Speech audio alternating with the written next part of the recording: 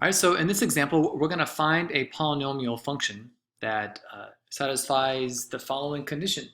So we need to find a polynomial that has a degree of 3 that satisfies the given condition. And let's just talk about what it means if a polynomial has a degree of 3. It means that the highest exponent is going to be 3. So somewhere in there we should see x to the power of 3, but then no other power is going to be higher than that. Okay, so we know that one of the zeros is x minus 2, and one of the zeros is 1, and one of the zeros is 0. But we always know two things. If they give us a 0, then we also know what the factor is. So if if negative 2 is a 0, then we know that x plus 2 is a factor. If we know that x minus 1 is a 0, then we know that x minus 1 is a factor.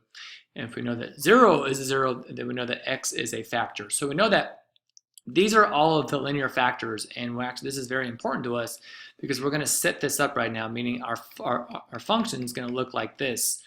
I'm just going to put these like this here.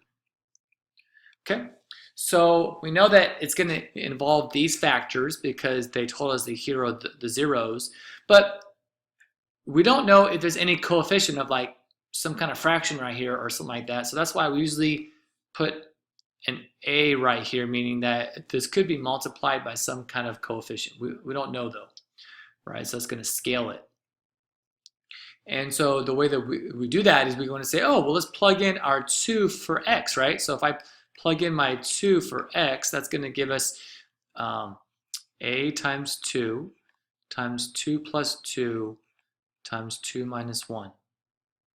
So f of 2, as it says right here, is 6. So 6 equals a times 2 is just 2a. And that's 2 times 1. Or I'm sorry, it says 4 times 1, so that's just times 4. Okay. So really we have 6 equals 8a, where a is going to be 6 over 8, or 3/4. Okay, so really that's going to be our function then, or our polynomial. F of x is equal to 3/4 x times x plus 2 times x minus 1. Okay, so just in review of what we did right now is we took the zeros that they gave us and we turned them into factors. And then we stuck in an a right here because we didn't know if there was some kind of stretch of the graph. So that's why we don't know if there's some kind of coefficient there.